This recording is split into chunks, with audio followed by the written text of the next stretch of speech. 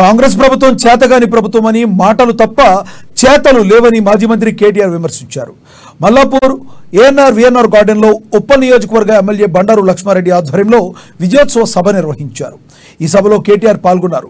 50,000 మెజారిటీతో గెలిపించిన ఉప్పల్ నియోజకవర్గ ప్రజలకు ముందుగా ధన్యవాదాలు తెలిపారు.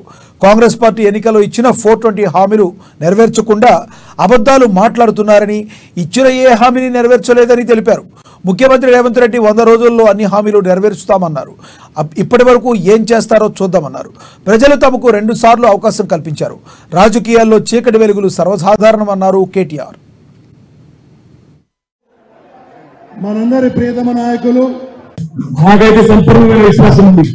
జిహెచ్ఎంసీలో ప్రజలందరూ కూడా బ్రహ్మాండంగా ఆలోచించి కేసీఆర్ గారు అయితేనే హైదరాబాద్ బాగుంటది, తెలంగాణ బాగుంటది అని ఆలోచించి అభివృద్ధి కోసం ఇక్కడ ఓటేసింది.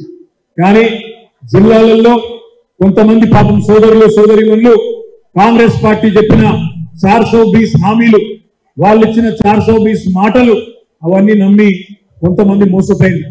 కానీ ఆ మోసపోయిన వాళ్ళు కూడా ఇప్పుడే తెలుసుకుంటున్నారు, ఈ ప్రభుత్వం మాటల ప్రభుత్వం మాత్రమే, చేతుల ప్రభుత్వం కాదు, కేవలం బిల్డప్ ఇచ్చుకునే ప్రభుత్వమే అనే మాట అర్థమైతా ఉన్నది.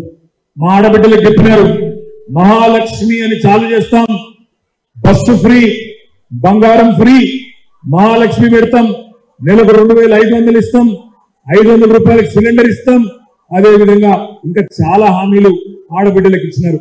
ఒక్కసారి గుర్తు చేసుకోండి, 100 రోజులు అన్నారు, మనం కూడా తొందరపడద్దు, 100 రోజులు ఓపిక పడదాం. 100 రోజులు మార్చి 17 నాడు నిండిపోతుంది. 100 రోజుల్లో వాళ్ళు ఇచ్చిన హామీలు అమలు చేయకపోతే వాళ్ళకు బొందలో కూడా స్టార్ట్ చేద్దాం. కాంగ్రెస్ పార్టీని ఆ బొందలోనే పూడ్చిపెట్టే దిశగా ఆలోచన చేద్దాం. ఎందుకంటే ప్రతిపక్షంలో ఉన్నప్పుడు ఏదైనా మాట్లాడొచ్చు, ప్రతిపక్షంలో ఉన్నప్పుడు నోటికి వచ్చినట్టు మాట్లాడొచ్చు.